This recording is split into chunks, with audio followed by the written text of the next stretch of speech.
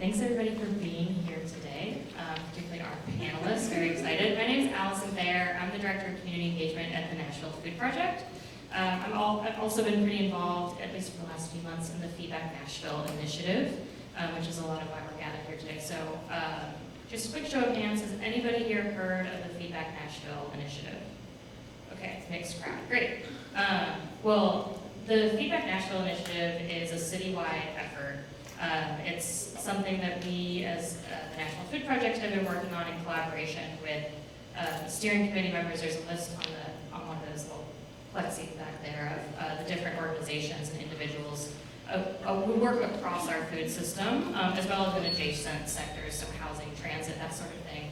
And the whole goal of the initiative is to imagine a more just and sustainable food future for our city, which is a pretty bold endeavor, but that is really why we're here today. So that process has been in a couple of different phases. We've been collecting community input from across the city. We've been synthesizing what we're hearing. We're also holding events like this in collaboration with wonderful partners like the Tennessee Local Food Summit to really continue the conversation and pick the brain of experts and amazing people who are working in this space and doing really creative, inspiring, and hopeful things that we think should be a much bigger part of what the food future looks like in the city of Nashville.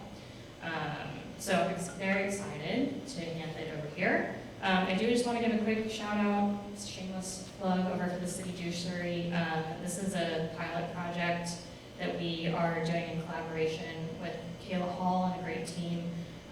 It's essentially part of our workforce development program here at the Food Project. So we've got smoothies, juices, snacks, etc. that an awesome group of high school students are working on this summer. So if you're in the neighborhood outside of today and want any of those things, swing on by. The juicery is open most weekdays, most of the day. So. Can I just also make a quick correction too? That it's Tennessee Local Food now. So just have to say this. It's actually Tennessee Local Food. Just as local food movement has been growing here in Nashville, so has the organization Tennessee Local Food. That started out as an individual summit, but has grown and expanded to host many events throughout the year and also direct services to farmers. Just had to say that. Thank you.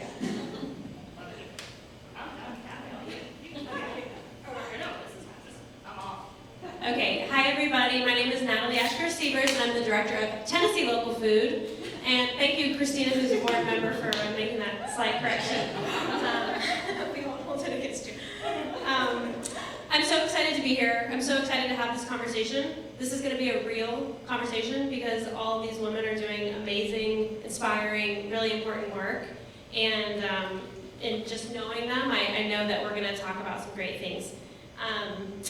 So I first want to acknowledge, so we're here to talk about land access, our relationship to land. Hey Lamar!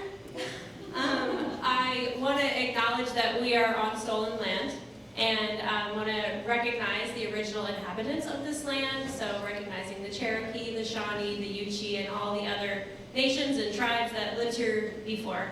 And I think it's important to acknowledge the past harm and that whenever we're talking about land, there's a lot of trauma and pain wrapped up in that conversation, and it's important to acknowledge it. Even talking about kind of the situation with land today is painful because, this is gonna be a positive conversation, and we're gonna talk about creative things that people are doing to address land access issues.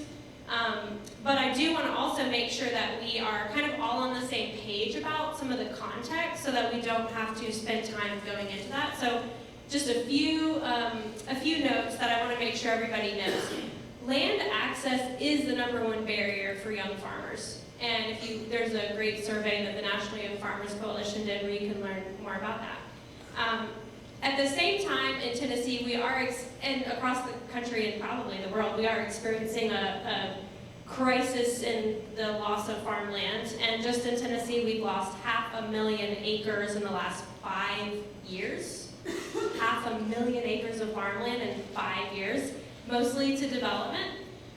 So that's a real statistic. At the same time, it's really exciting because within the metro city limits, Metro owns over 100,000 acres of agriculturally zoned land. So that's exciting and could be cool. But at the same time, we're not really utilizing that land. I think it's like under 0.5% of that land is being utilized for growing fruits and vegetables. So all of these women here are doing inspiring things, growing food for themselves, for their families, for their communities. They're all doing it in different ways. They're all addressing land, their relationship to land and the way that they grow in different ways. And so to start, I'm just gonna let them all do like a 1-minute intro and introduce themselves. So we can start with you, Tyler. My name is Tyler Skelton. My husband and I own and operate Bellsbend Farms. We also live in the Bellsbend community, which is the last remaining large swath of continuous agricultural land in Davidson County. It's perpetually under threat of development, and I've also been working with the Bellsbend Conservation Corridor for the last, I think, 11 years, and been the acting president of the organization for the last 5 years or so. So yeah. Hi everyone, my name is Nia Smith. I am a knitter, first and foremost. I am a gardener, and I am the Community Design Coordinator at the Civic Design Center. The Civic Design Center is a nonprofit whose mission is to create civic design visions and actionable change to improve the quality of life for communities, for all. That's a really tall order, but for me, I try to make it a little bit smaller by focusing on gardening and biking as points of connection, and finding ways for us to connect with our neighbors and each other a lot more.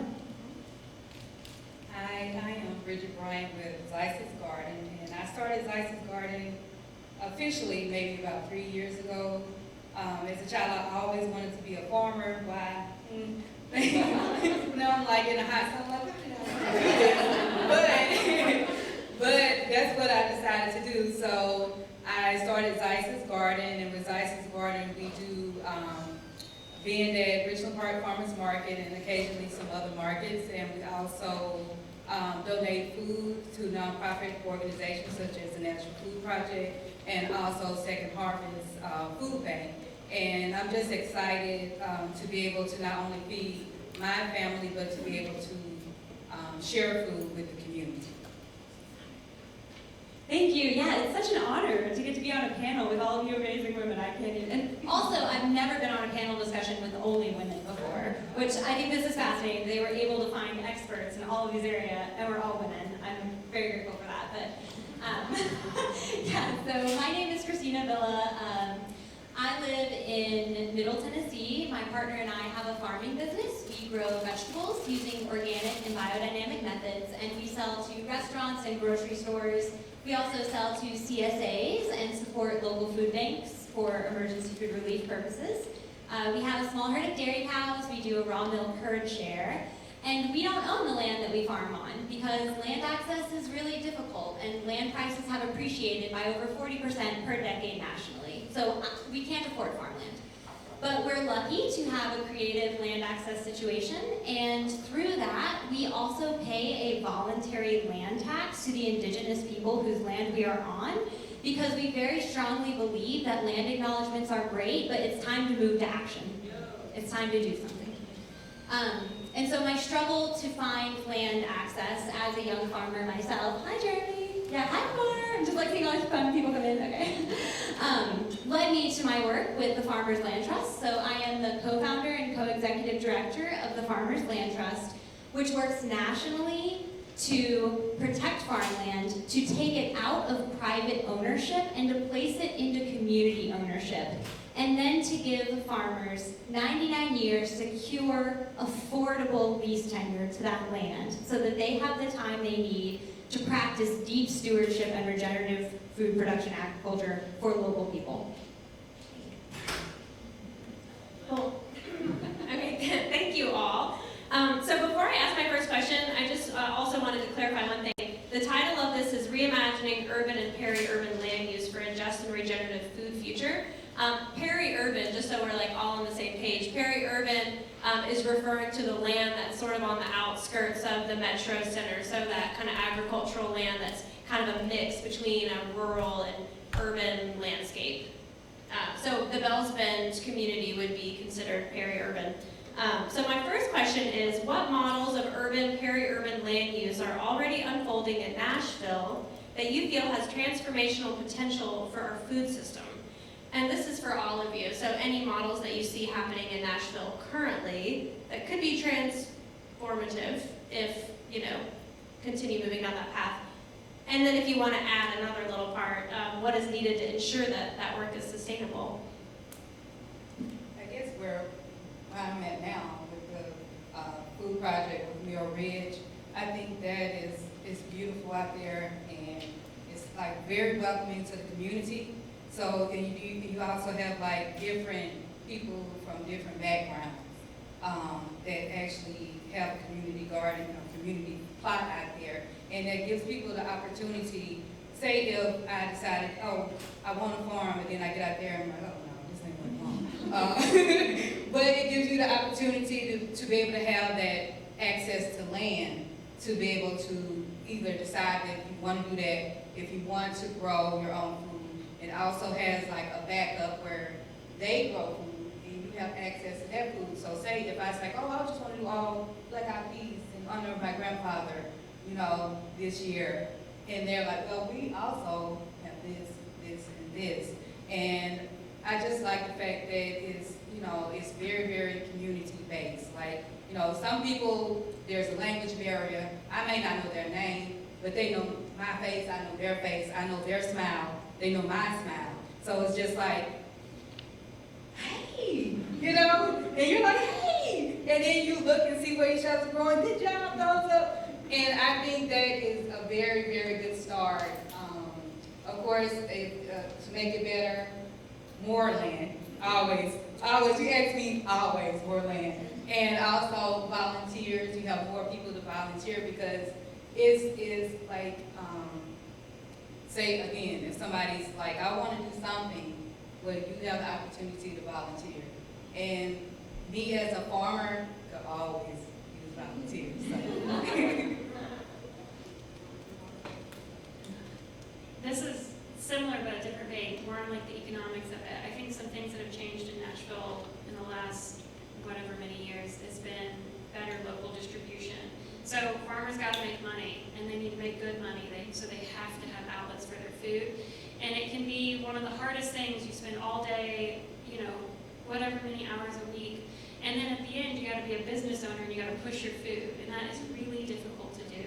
So I really do think that Nashville Grown has made a huge difference for small farmers, because some restaurants or places don't want to buy 3 pounds of peppers, but they'll buy 3 pounds from you and 8 pounds from this farm. And so if you're small, you get to put yours in the pot.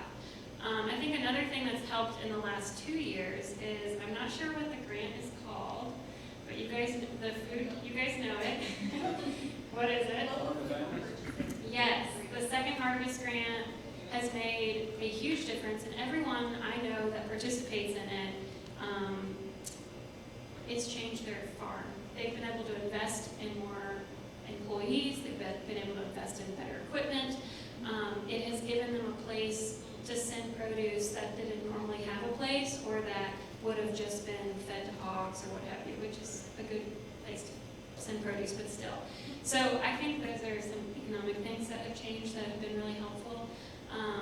Things that I think would be really helpful moving forward is obviously access to land. That's the main point here, but I think another piece in our conservation corridors, we're trying to find a grant to do this, but we also really think access to high quality, powerful equipment is a limiting factor, because it's difficult to scale up from hand tools to equipment. The financial investment is huge. But if there were an equipment library that could allow folks to rent for little to nothing a tractor when they need it, or a tractor implement for their tractor, that really can excel a farmer from it just really can push them to a different level. So. Awesome. Anybody else? Yeah, just really quickly, I would love to add that I'm a community gardener. I grow on a property that I live at and rent not far from here. I don't want to put you on the spot, Carl, but I know that there are some people in town who have their own, their yards are becoming community agriculture, and I think that's really where we need to turn to. And I would love to say that Brooklyn Heights Community Garden is a great model for what community garden and community agriculture can look like, especially if you might not have the space in your own yard. And just to speak quickly to that grant that we were just talking about, every Davidson County resident is able to use their food bank once a month. And just as someone who lives in town, there's no means testing, there's no proof of income, you just have to have proof of residency in Davidson County. And because of that grant, you now have access to fresh produce at any of the at any of the food banks that you go to. Can I mention something about that? Yeah, good. So, we almost lost that grant. Yeah, please. And so, I'm encouraged that there's so many people here. I don't need this. I know it's for the recording. So we almost lost that grant, and a lot of community activists got together and got our government on both sides of the aisle to bring us that money back, which will kick in August. But I'm the director of the Art Community Resource Center in Cheatham County, area urban. And every Monday, Park with Moon Farms shows up, and we're giving their families as much produce as they can carry. But it also gives me that opportunity to teach young people how to cook, because they don't know what to do with the produce. So anyway, I just wanted to mention about losing. Hi, I just want to introduce myself. I work for Second Harvest. I'm the new coordinator for Farm Families. So. Are you Jessie? I'm Jessie. So nice to meet you, y'all. And Second Harvest is glad to be here and keep up the good work. Oh yeah, just the one thing I wanted to add to that was that funding comes from the USDA, that comes from the Tennessee Department of Agriculture. So when the state realized what a fuck up had happened, they had taken because it really was. They had missed multiple messages. Like, it was legitimately just a bureaucratic, there's no other word for it. Like, in order for that funding gap that they had missed out on to actually be fully funded, they had made that a line item out of the Tennessee Department of Agriculture. And so I think it's really important to think about how the state can and needs to step in and protect farmers. Just point blank period. And they have the money. Yeah, Wait, I didn't know we could do that. Sorry. They don't know. Holy moly, this is fire. Okay. Whoa. Okay. So I'll say that Nashville has a lot going for it. Like, I am very fortunate that I get to work around the country, and I'm always so moved by how forward Nashville is already. Like, we have over 100 CSAs that serve Nashville. The farm-to-table restaurant scene is amazing. The restaurateurs are so supportive of farmers here. The farmers markets all accept EBT. Like, it's so great. And then the work the National Food Project does, and the work Second Harvest does, like, we have a lot going for us. But to answer your question, when I zoom out nationally, the work that really inspires me and moves me and what I see working is community ownership and commons models that are putting power and equity and control in the hands of local people, and that is working, and that we're valuing land in different ways in that way. And really, to keep that sustainable, like, that's what a great addition to that question.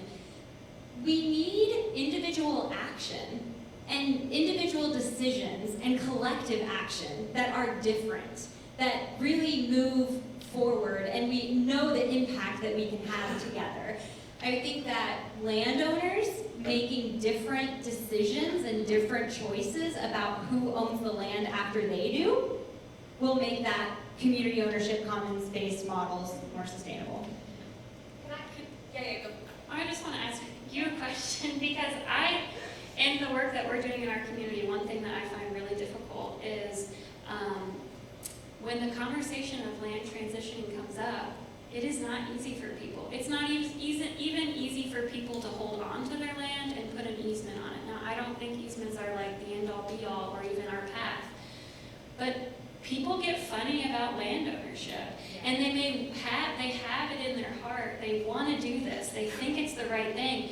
But when like pen comes to paper, boots on the ground, they don't do it. And that's what has been my experience. Even the land my husband and I bought from a dear family friend, we had to walk that road to get there. We had to walk a long road. It wasn't a, let's do this thing. And these people were like, had in their heart for this to happen. And I have compassion that it's difficult to let go of that space. So how does your organization walk people to this place? To get this like cultural shift of ownership and get us to a place that's not so finicky.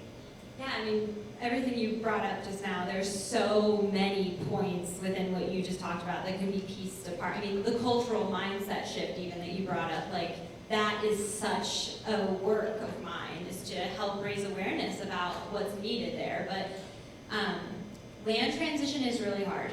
There are a lot of aspects to that that are really difficult. There's a lot of emotion and personality tied up in land. Land has been a vehicle for wealth ever since the founding of this country, and I know we're being imaginative and creative, but I'm just going to mention one crisis point that we did not talk about previously, is that 98% of land is owned by white people.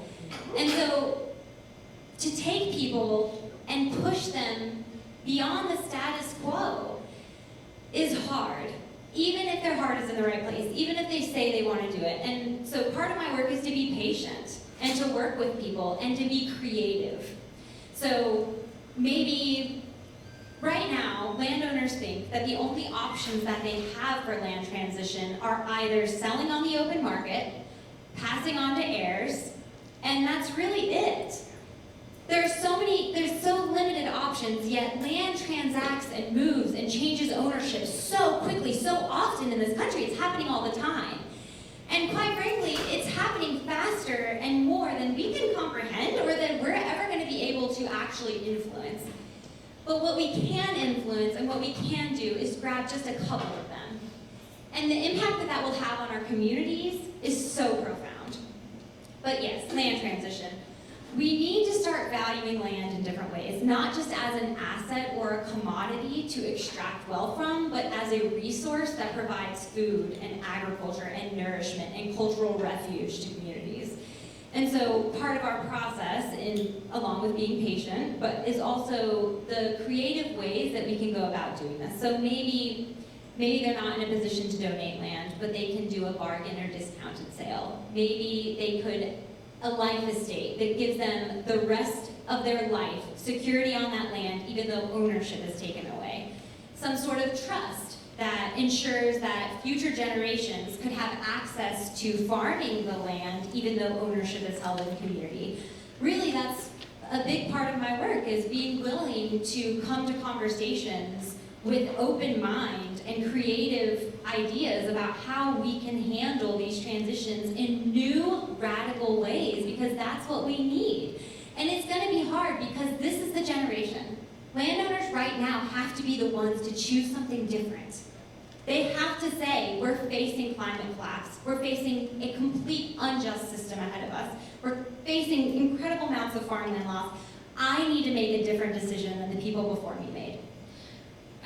I love it. I love it all. And I'm thinking about the community I live in, which is very diverse socially, economically speaking. And a lot of the people in our community, that land is all they have. That's it. That's their retirement, that's what they're giving, and so it's hard. I feel like what you're speaking to, and I say this because I'm trying to figure this out. I feel like what you're speaking to works for the family of generational wealth who, can make a different decision. But are there policies you think that can we buy people's land for full market value and then donate it to the commons? I think there are many different ways and approaches, but Tyler, I have seen it happen. I have seen normal people who have less money than we do say, I'm going to donate this land and I only need a tiny, tiny, tiny percentage fraction of what it's worth so that I can live humbly for the rest of my days. And that is the difference. You're talking about market value. Land prices are insane. They're crazy. No one needs that amount of money. That's not a reasonable amount of money. economy. They're not in line with what the reality is on the ground. So no one needs market price for land.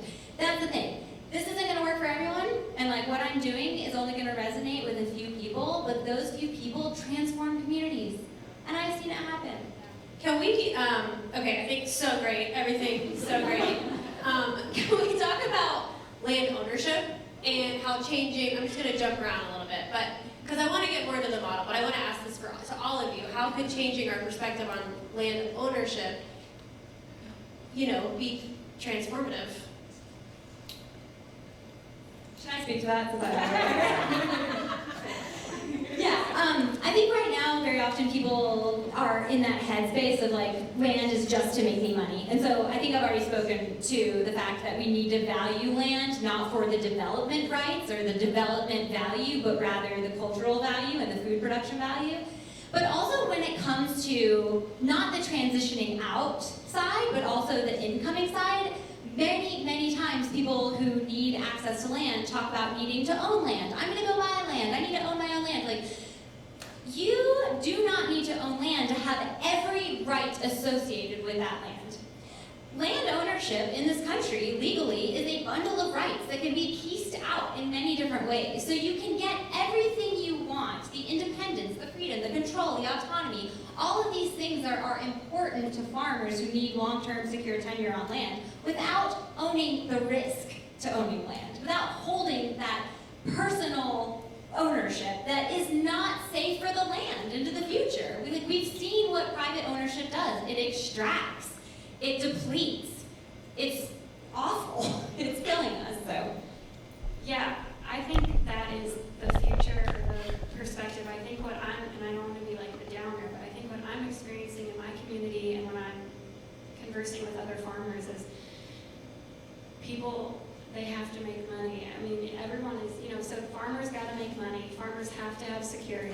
And if you're going to invest in land, there has to be some security there. I think there are so many creative ways. I think the holdup that I'm noticing in my community is that we have landowners that own hundreds of acres who don't do anything with it. Thousands of acres who don't do anything with it. And I think it's, I don't know where the cultural shift has to happen to where, but I also want to validate, a family who's had 1,000 acres in their family for generation, and it is their inheritance. And I don't want to make presumptions about people's financial situations, and I realize that there really are cases where people need that money. And so I think what I want to find a model for is that I think land should get put into communities, 100%. I have a whole vision for 2,000 acres in our community to be owned by a commons model like yours. But that owner needs a paycheck, and I don't know how to get him that. I don't know where this money comes from, but it's not going anywhere unless there's money involved. Well, $25 million better than me. I would love to take a different perspective on this, and part of this could be, my age and the fact that I may never have access, but I really want us to think about the ownership of land. How does that happen? How does land become owned? And why is it that it has to remain owned, right? And we're currently in a situation where there would have to be a transitionary point, but I think part of that cultural shift needs to be, what right do we have to ownership of land? I think the language we should be using is stewardship. I think the land owns itself. I think we are part of this land and we should accept that. But there is no way in hell that we should be making money off of it so that we're put in a place where now that is the only resource a family might have to survive.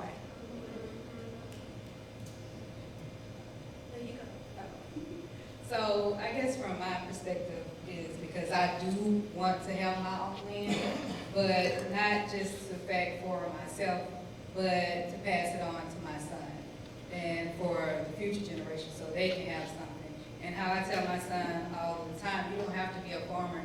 You don't have to want to farm, but I want to be able to have something to leave him in case, where he wants to be a fashion designer, where I want to build a building and create this. I want to be able to leave something for him. And also with me owning my own land or having my own land, I think you have more of a right say-so on what you can do with that land. And from a farmer perspective, I know that I am going to treat that land with respect. I'm going to honor that land. I'm not going to misuse that land, but that's not to say that everybody feel that way. But that is my perspective of me wanting to have and own my own land, because I have a whole projection of, you know, and the community may not, they might like, we don't want that, you know, we don't want to do that, Bridget, we don't like that, whereas if it's my own and I can do it, and people come and say, yeah, we like this. But, you know, I also know, I believe in Africa, everybody owns the land. So nobody can't just come in and say, hey, we're doing this. You have to check with that whole community. And that whole community have to agree with that. So I do think that there should be some spaces reserved for the community. And I think that we actually do not face I wouldn't say they're our enemy, because they're trying to make money too, but you have developers that come in here and they get all of the land, they're cutting down trees. And people, I'm like, do y'all not know we need the trees? How are you gonna breathe? Right. 20 years from now, what you gonna do? You know, we need the trees, we need the way that, and I pass by and I was like, I see this mountain that's cut in, I'm just like, I wonder if this was all mountain area, or, you know, how did it get this way?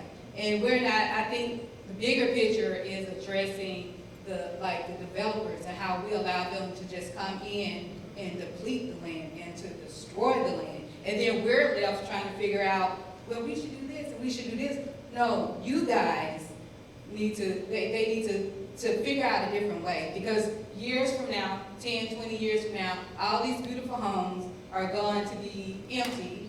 And just, you know, just like a lot of these buildings that are around here, just empty, that's used up land.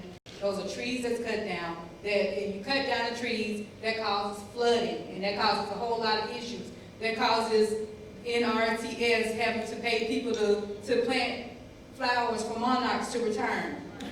Why? Like, seriously, why, when you can address the issue? No, you're not allowed to come into this community and cut down these trees and do all that. What are you giving back?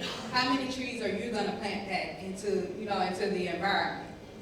That's just my Nia, I wanted to ask you a question that maybe you're going to jump on, but in Nia's work with the Civic Design Center, you do a lot of community engagement, and your job is you talk with people and you hear about what they want to see in their community, how to improve their quality of life. What are you hearing from the community as it relates to food and agriculture? We talk, as the Civic Design Center, we're kind of a liaison organization. So we talk with a lot of community partners, we talk with neighborhoods, and then we talk with developers. And every time I have a conversation in a community neighborhood, somebody tells me they want some form of urban agriculture. Every single time. They say they want a community garden. Whether or not they know what that actually means, they say they want a community garden. They say they want more tree coverage. They say they want more flowers around. They say they want less asphalt. Like, it's the same thing everywhere. We want less glass. We want things to actually look beautiful. Nashville used to be in the Pleistocene, is that how you pronounce that? Pleistocene age. Thousands and thousands of years ago, oak and hickory forest.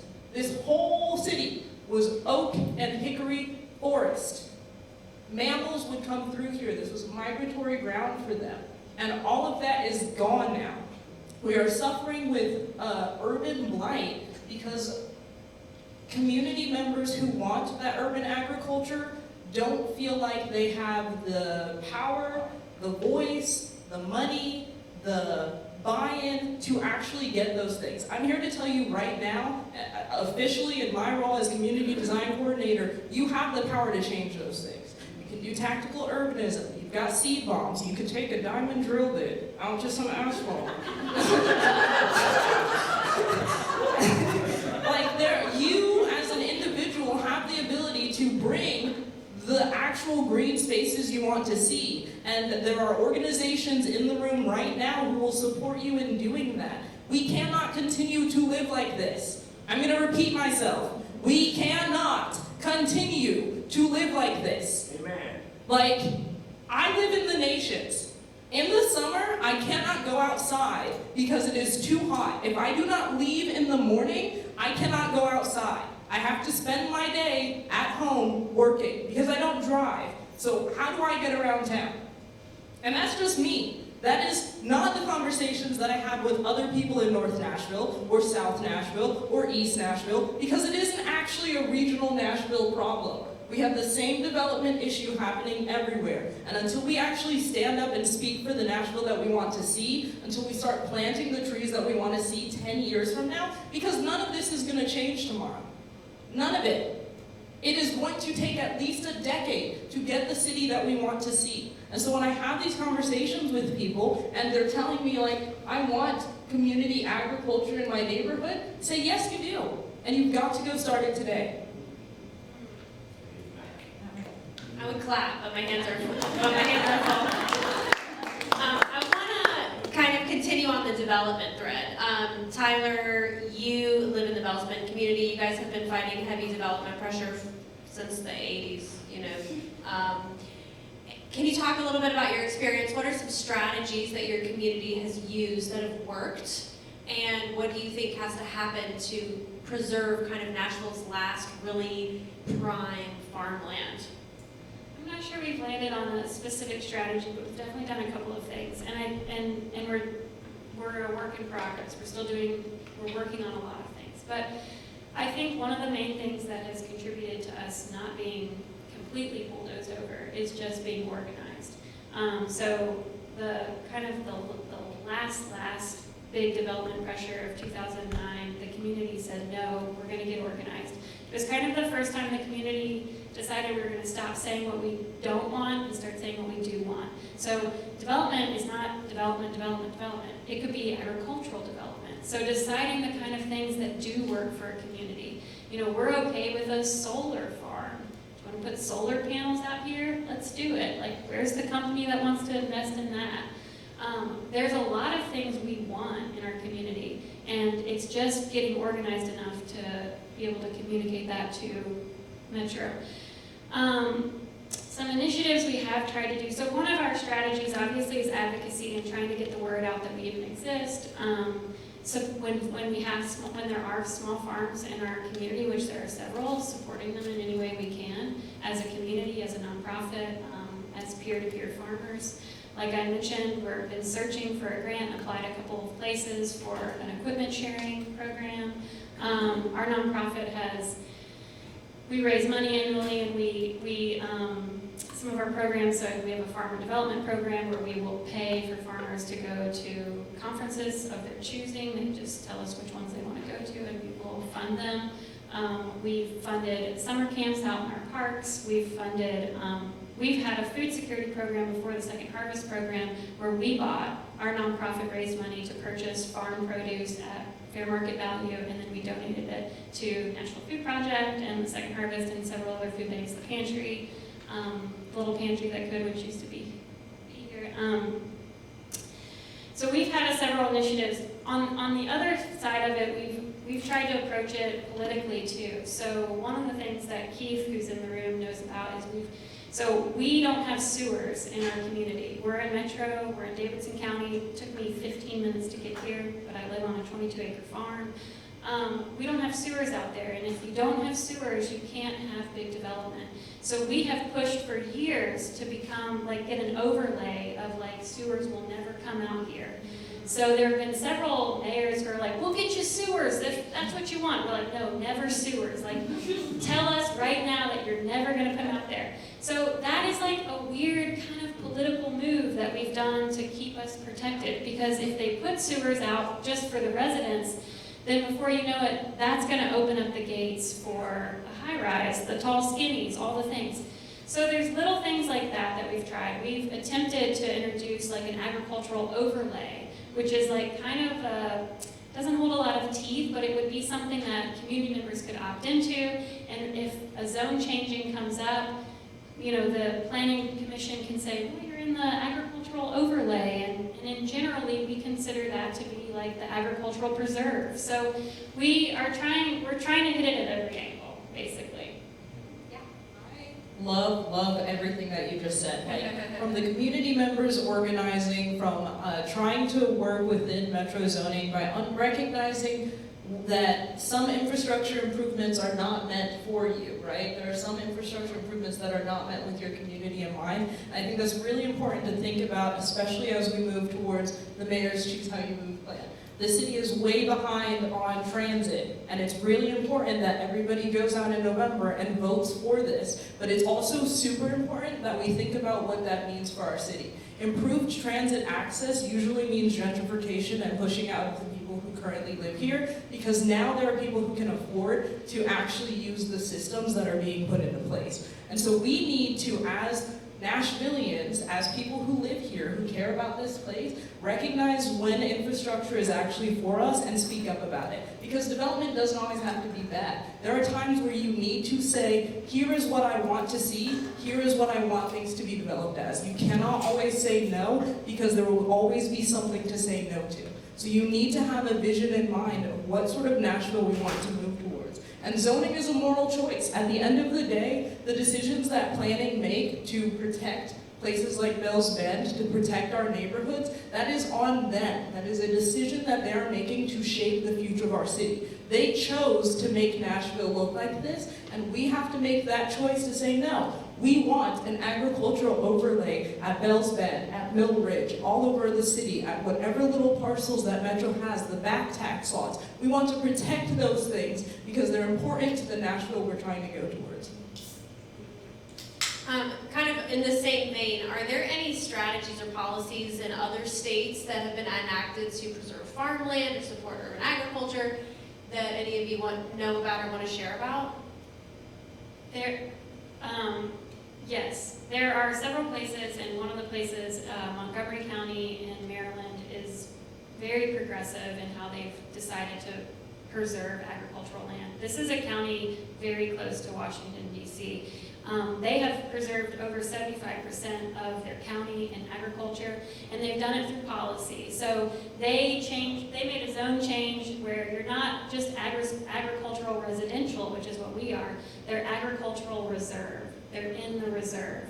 They also allowed homeowners to sell their developmental rights. So what they are able to do is say, you know, I have whatever 300 acres, and I'm in the agricultural reserve. I'm selling my development rights to somebody in a high density area, and then that developer purchases those rights, and they can do high density development on their land that they own. They can up the density level because they're in the, their own zoning.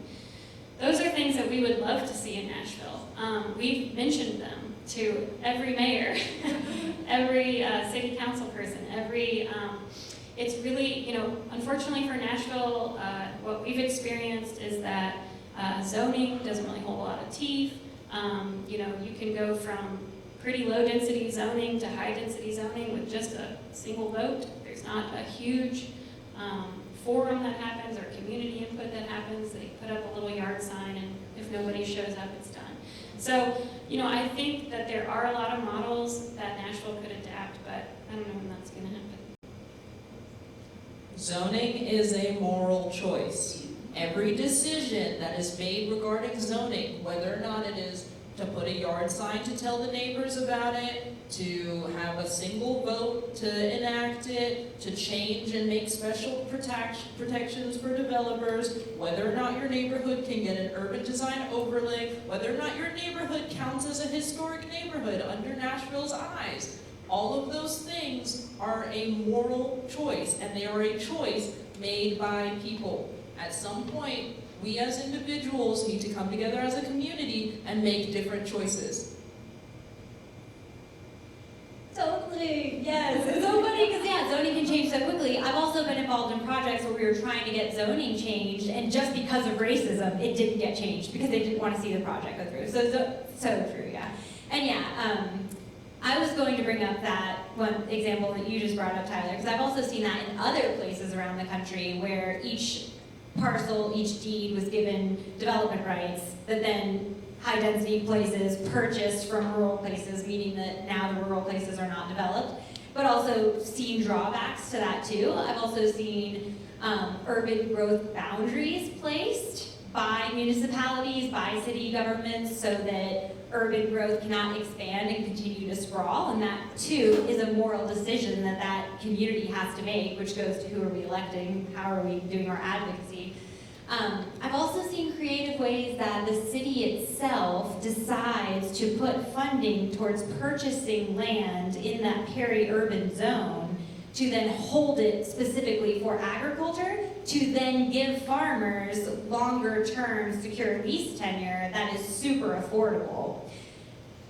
Of course, pros and cons to every situation. There's no equity typically in those leases, and also how do they get the leases? It's typically through an RFP, which is a request for proposals that typically only white, affluent, educated people are able to apply for, which leaves indigenous and other, pros and cons in all ways. I guess also, just in the same sort of vein, like land trusts have a lot of land and a lot of wealth. And to use that to address these issues that we're all talking about land access, instead of just using it to continue education and to raise awareness, but to actually put the money to give people land access, like to give farmers equitable land access, like that would change the game. Can you talk about the Farmers Land Trust and how you all are different than Yeah, sure, thank you. Yeah, so the Farmers Land Trust, we have developed this farmland commons model, which takes land out of private ownership and places it in these limited scope land holding entities, which are defined by the IRS as 501c2 or 501c25 structures. And these separate entities are then run and managed by a board of all local people. And so that is where the deed resides, is within this 501c2 or 501c25, which is the farmland commons. So the farmland commons owns the deed, and let's say these 4 people were on the board. So they're the ones who own the deed. They own the deed to the land, and they make the decisions. But the IRS says the structure is limited in scope. It is legally only allowed to hold a deed and give out lease. That's it. That's all you're allowed to do. You're not allowed to interfere in the farming or practice education or make other decisions. And on this board is also the leaseholder. So the leaseholder to the farmland is also the owner. So let's say you have a 99-year lease and you're also on this board. So the lease then is 99 years. That's longer than any of us are going to live. So it's the most security the state law will allow. That's another state law regulation. So 99 years is how long this lease is. And this lease can be transferred to children. This lease also survives any change in ownership. So for some reason, everyone always likes to push everything to worst case scenario. Say this dissolves, you all blow up or whatever. The lease stays and is above that. In the court of law, they say the lease is higher, this will survive. So your lease stays permanent. There's also equity building components. So the leaseholder of this land can own any infrastructure, the house, the barns, any improvements, fencing, roads, etc. And this nonprofit structure is the best vehicle to own land and also to decommodify land, to take it out of this private market. It also is the best vehicle for this fundraising that typically needs to happen to allow landowners to exit. Because philanthropy is pretty necessary when land prices are out of touch with reality. So in this model, it can have layered enterprises. This lease can go to an individual. This lease can go to an LLC or a co-op or another nonprofit. And the lease rates and stipulations are all determined by this board, which the farmer is on. But this perspective was all about how do we protect farmland, but also not just conserve farmland, because conserving farmland is not enough anymore. That's what we've been doing. We've been doing this for generations, and we're still finding ourselves in the same place that we're in right now, which is devastating and not working. So how do we go beyond the conservation easement and also work with conservation easements, because they are great tools to limit development and to add extra protection and resources to land? But our thought was, how do we give the most autonomy and independence and equity as possible to the farmer? how do we really put the farmer in the driver's seat? And so these legal structures were the way to do that, but also with the layered agreements that are used. So to create this farmland common structure, there are articles of incorporations and bylaws and the lease and a farm management plan that ensures deep stewardship and that conservation language that protects the land and utilizes the type of farming practices that we all in here want to see in the future. But within every one of those documents, there are ways that the farmer has a super vote and extra protections for the farmer. So this board can never outvote the farmer. The farmer has to be on the side of the majority vote, just to add another layer of protection to make sure that the farmer is in the driver's seat. So that is an example of a way that we've really tried to be creative and innovative and learn from past projects and work and experience to evolve something in a way that meets the needs of the moment and of our time, and also that works in collaboration.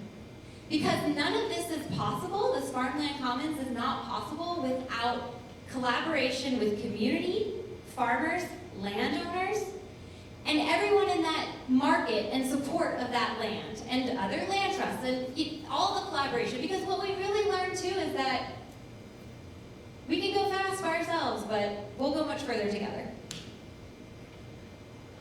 I love all that. I just love it so much. And I just want to say, I just want to second, before I did farming and all the things, I was in wildlife conservation, and one thing that I noticed all the time was that kind of this old school thought that wildlife conservation was, you know, fence it off, tuck it away, don't touch it. And that doesn't work for people. We have to interact with the wildlife, we have to interact with the land if we're going to love it. And I think the same is true with farmland. It's like, if we're going to preserve and actually be invested in preserving farmland, then communities have to be able to interact with it. And so I just love it. Okay, I think my final question, and then we'll take a little time for the community if you guys have questions, is around this piece, is touching all the things we've talked about, but culture shift. This is a huge, I mean, I love the commons model, but it takes a lot of changing the way that we've been taught to think about ownership. And so there's like a cultural shift that has to happen. And so I'm just curious if any of you have any thoughts about like a description or a vision for types of culture shift that we have to create in our community to enact some of these, ideas. There you go. This is, and I really hope that all of you hear me when I say this, you cannot leave these doors and continue to live the same life that you are living. I need you to figure out what in you can get rid of right now and get rid of it, because we cannot continue the way we are going. All of the women up here, we live a lifestyle that allows this to work. I do not have a car, not because I can't drive, not because I can't drive, but because in order for me to live the life that I want to, in order for me to maintain on this planet, I need to be able to walk and bike and interact with my community on that level. I need to be a good friend. I need to be a good neighbor. I need to not use plastic and stop buying things that I don't need. Those are the decisions I've made for myself. When you walk out that door, need to figure out what it is going to be for you. It requires all of this, everything we are moving towards, requires a lifestyle change from every last one of us. So many times we are told that individuals can't do anything because it's such a colossal problem. But if one of us does it, and there's a million of one of us, we have just made a massive change. Okay, for me, I think for the cultural change is, one is for Black people to be more involved. We don't have a very good connection with the land because of slavery. And I tell people all the time, I say, it wasn't the plant. It wasn't cotton that caused the struggle. It was the people that made you grow that cotton or tend to that cotton that caused the trouble. And so I think from my perspective as being, a black person, a black lady, a black woman, is that when I started dealing with the land, it was healing for me. A lot of trauma that I went through, a lot of grief that I have experienced, I was able to release it. And it's a conversation that you have with that land when you're dealing with the land. It's just like, it's euphoric. It's something just very, very different. And I think as far as with us as black people, we will have to change our perspective. Because I had someone ask me, they was like, oh, this feel like a plantation. I was like, when have you seen a plantation where a black woman is on her own farm, baby? This is not a plantation. I had to get him together real quick. No, sir. I was like, but the next thing you know, I was talking to him about my cilantro plant, and a couple of weeks later, how's your cilantro plant? So you don't have to beat, you don't have to beat nobody down to just come and just look. Just come and just, and all that, my best friend, she's a girl. She's like, it's too hot out there. But she'll come out there, oh, I can come out here and relax. It's peaceful. And that's one aspect of a cultural change. But I also feel that if we involve the younger generation, because baby, I might look young, but I'm about to push 50. And I'm just like, I can't keep doing this like this all the time. And so I think that even like the younger generation, they need to know that, just like with me, I don't have access to land, but you can go to a community garden, you can volunteer, and you can learn from doing that. But I also, if they feel like it's not so strenuous. Now, that's one thing I can say about Brooklyn Heights is, we was talking about that earlier, it's filled with youth. It's filled with children. And, they would come out there and, do whatever they got to do. They're just, they're just there.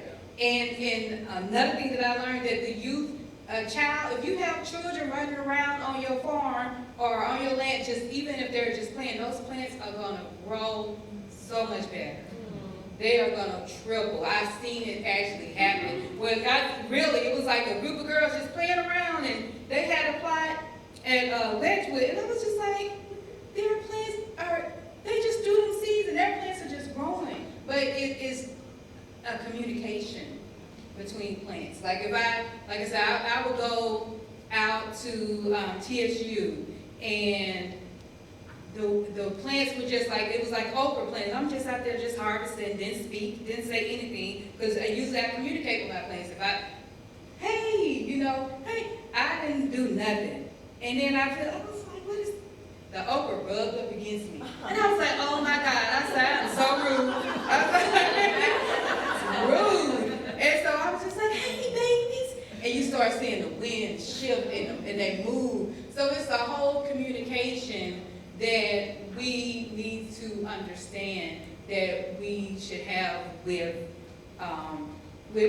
food and the land. And that's a whole different culture. People as a whole need to understand the importance of land. Not just, oh, I have it, you have it, blah, blah, blah. We need to establish a true understanding with the land. We need to understand that it is constantly communicating with us.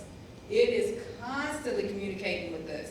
There could be, I know, like a little bit after COVID, I'm at TSU, and these random plants, I was like, oh, they're like a plant that I grew one time. And so, I don't know if y'all know Tally, but Tally was like, oh, that's, oh gosh, what is that plant? It was a plant. It was a healthy plant. And I was like, what? I was like, I didn't even know that was what that was. And then I noticed it around doctors' offices and stuff like that, but it was a plant that's, it's a plantain, not plantain, another one. But it was good for your heart. And I was like, oh. And all these random plants that just come up, a lot of times they come up because you need them. Everywhere I go, tomatoes pop up. I was like, okay, what is it about tomatoes that I need in my body? Because y'all are clearly trying to compensate with me. But people as a whole, whoever you are, need to understand that the land is here for us, and we have to respect it. We have to respect it. If we don't respect the land, she will consume us. point blank period. She will consume us.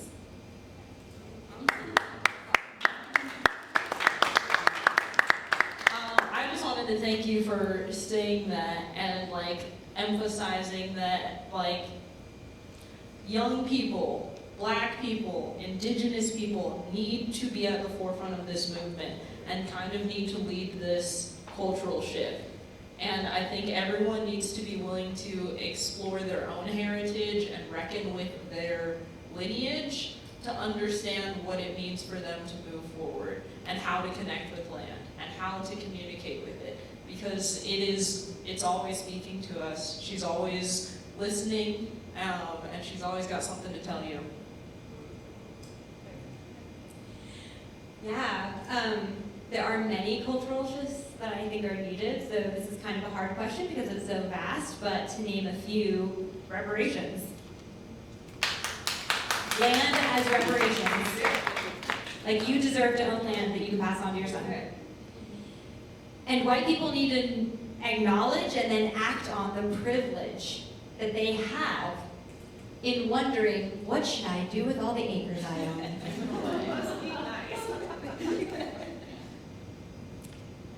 Land should not be a commodity. It should not be bought and sold. You don't need to own land to steward it.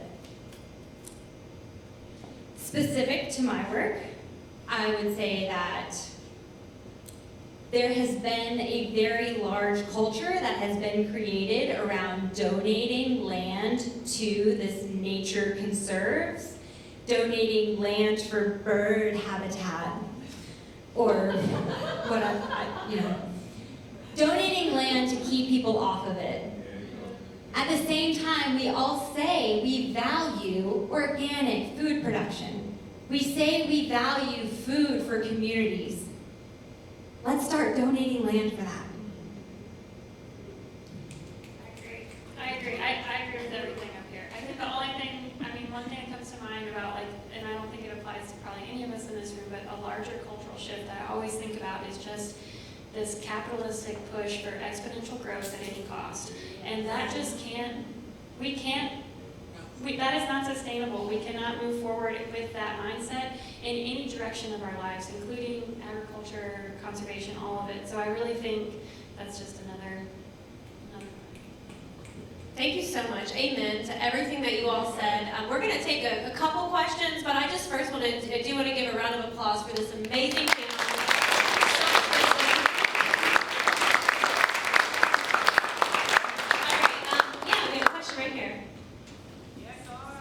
When I look around, I think I might be the oldest person in the room, except for Aunt Lee. She might be older than I. How are you, brother? Now, this is very encouraging to me because none of this existed when I came here from Chicago 27 years ago and have been doing inner city urban agriculture for 27 years. And Dia visited us a week ago. And what I did in North Nashville, which was a depressed neighborhood then, and I got my house that was abandoned, broken down, $18,000, 4-bedroom brick house, $18,000, and the so-called vacant lot, which was just a mowed field, when I got it, for $8,000. Now, today, I only got 2 letters from the developer wanting to buy what they call my vacant lot. I'll explain to you, it isn't vacant. Now they want to offer me $150,000 for it because they could build 2 tall skins on it at R6 zoning. So what we did, first we restored participated National Greenlands Incorporated in the restoration of 10 vacant houses for affordable housing in North Nashville. And 2 of the people that lived in that affordable housing worked at the National Food Project very early on. Grace Biggs and Kia Brown lived down the street in one of our houses 2 blocks away. And what we've done is We have 2 lots, 50 foot by 150 foot lot each, the standard lot. 1/6 of an acre each, 1/3 of an acre total. And this is what we produce now. All of it planted since I came here and tried to create a symbiotic relationship to urban land, whereas our whole relationship to earth is parasitic. Huh? We have so on one lot. So far this year, we have where we grow nut trees, fruit trees, berry bushes, grapevines, and about 30 varieties of annual vegetables. So far this year, we have harvested 116 quarts of plums from 1 plum tree, 26 quarts from 2 sour cherry trees, 19 quarts of gooseberries, 4 quarts of nectarines, 4 quarts of black raspberries, with pears, apples, figs, and grapes still to go.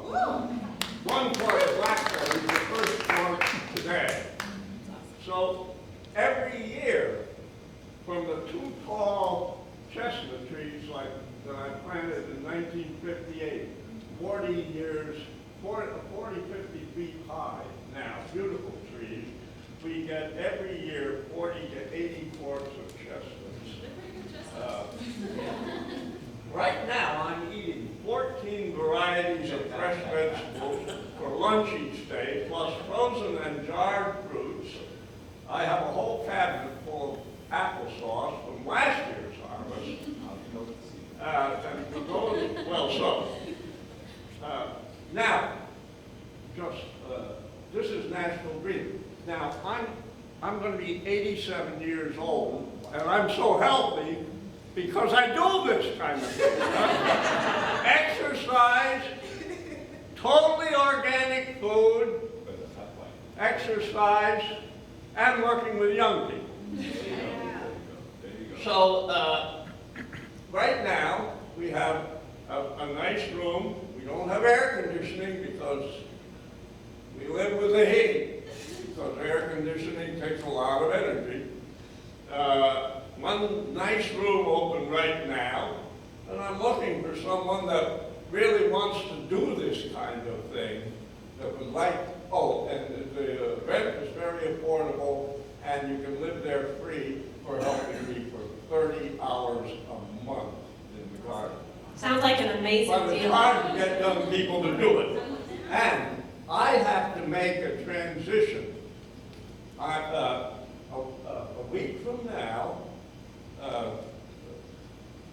Lindsay Trinks of Open Table Nashville and Lauren Plummer and so on, our neighbors in the community, are going to come to my house as I try to make a transition before I'm 10 years older and can't do it anymore.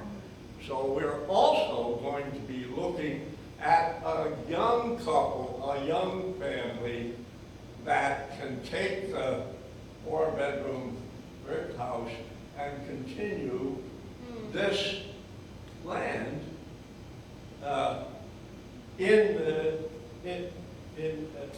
it's a for-profit corporation, which my partner and I own, but it is a corporation that owns the land, and I would like to see it continue for we're only 2 miles from the state capitol. We can walk there, we can bike there, I've done it, you know. Yeah, can I speak to this? Is that okay? Inner city. And any of you can visit us and see what is possible when you use look at all these yards. When you use urban yards to grow food and beautiful flowers, and we have 3 little ponds. Yeah, thank you. I actually pegged you as an old white landowner right when you walked in, so you already have my business card, and I would love to help you in your land transition. But to speak to 2 things that you brought up that I think are really interesting points. You've gotten letters from developers. You get letters from developers often, it I sounds didn't like. get any phone call today. Yeah. Usually I think it's interesting that corporations, for-profit organizations work very hard all the time. They're very effective, they're very efficient, and nonprofits should be that effective and efficient too. In our work, we use GIS mapping, Google Maps, deed searches, title searches. A lot of information is available on the internet, and I too send landowners just like him letters.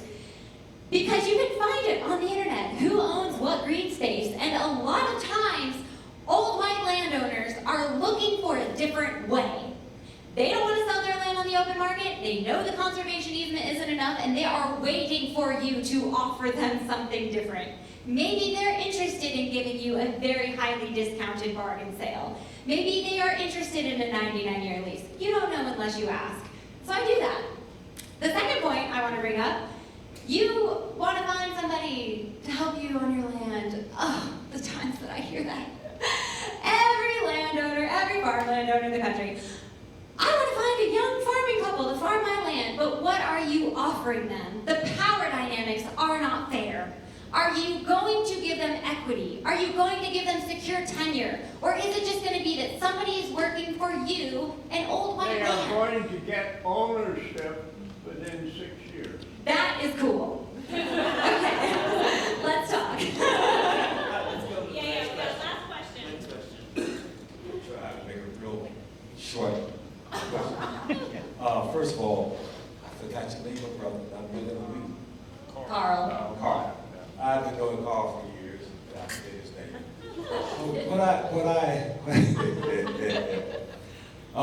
When you first worked by, there was nothing growing there. That's right. That's right. I've been around a minute. I'm an HPA, by the way, so I'm kind of saucy. I guess my question is, how are we going to help Carl multiply? Because right now, I've said it to CJ and some other people in here, I have people right now who want to do what Carl is doing. And so I guess what I'm saying, how do we, from this point on, multiply Carl's vision? Because I have people who want to do that. One of the things I've said is how, because we've heard everything he said, it's on all the silver about we need to talk to him. Because I want to see that multiply. And we have some acreage now we can look at. And what would that idea be? What would the economics look like? What would the environmental impact look like? I think we need to look at it from what I like to call from our brains and our hearts. So we need to get our brains and our hearts to multiply whatever, how many acres he has, plus the acres that I have. People, I have a church that wants to donate stuff, including what do they call that thing that you put on the ships and send it across the sea? Shipping container, thank you. And we have access to shipping container, but I would love to see us take that collective acreage, look at what Carl is doing, look at the possibility, because it's there. I don't think it takes that much to do that. I don't think to count up the numbers and see the economic impact, including the policy issue that we can take and put on top of that, and then all these little university systems get their kids out into the land and talk about it. Because there's one thing I have a deep discomfort about the HBCUs, especially TSU, and all of them need to be out in the community. Get that brain trust out, including the public health department in Harris. And I'm just saying, let's take a look at the social determinants of health and get the expertise together. That's what it is. Thank you so much for that. I think some of the first steps protect the agricultural land that we've got. TSU's agricultural land should not become a baseball stadium. Watch out. Okay, I'm just saying that right now. Additionally, at the Civic Design Center, I'm working on what's called a community agriculture manual, and I need a lot of people to help me write it because it requires living libraries. It requires, thank you, it requires all of our knowledge across Nashville to talk about what does community orchards look like? What do apiaries look like? What do churches that want to donate the excess land that they have, or healthcare systems that have a ton of Nashville's land? How do we get those things back in the hands of community members and actually build agriculture that's set up specific for the Cumberland region, that's based on the knowledge that we have collectively gained over the 27 years that Carl has been growing, over the countless years that all of us, I think if we totaled it up in here, we'd have over 100. So I think in order to multiply, it starts with having conversations like these, but it also requires action. So anyone who is even slightly interested in anything that has been said today, please build a connection so that you can go visit Carl's Farm, so that you can go out to Mill Ridge, so that you can go out to, I'm on like 4 community garden properties because I have to grow on my rental property at home, and I just happen to bounce. I wouldn't recommend that. Pick one community garden. But I happen to have a lifestyle where this works for me, and start rewilding things. Like, this needs to multiply. We need to be able to get gallons and quarts and hundreds of food produced locally. It just has to happen. And so if you want this to multiply, if you want this to happen, please share your information with me, send me an email, sign up for our community agricultural manual, go to your library and get some seeds. Amen. Okay, I love everything that's happened. Real quick, can each of you just share where people can find you, learn more about what you do, just your website, whatever? Bellsbend.org. Shoot me an email, nia@civicdesigncenter.org. You can find out more about our work there as well, civicdesigncenter.org. I'm on all social medias as Zeiss's Garden, and it's spelled ZYSIS Garden, GARDEN, and I'm also at Richland Park Farmers Market on Saturdays. Come to see me, please, and support. Yeah, I actually put some business cards and stickers over on the table if you want to grab one. We, as the Farmers Land Trust, are on all social media also, including TikTok, yes. And also, if you want to follow my farm, it's Villa Acres. You can also find that on social media. But yeah, go to thefarmerslandtrust.org and please sign up for our newsletter. We don't send them super often, but they're always awesome. Awesome. And you can learn more about our work at tnlocalfood.org. And I'm just so honored. I just think I have such high admiration for all of you. And thank you all for spending your evening. I think we'll have maybe 10-ish minutes to mingle. And this isn't the end of the conversation, so I'll just leave it at that. And on that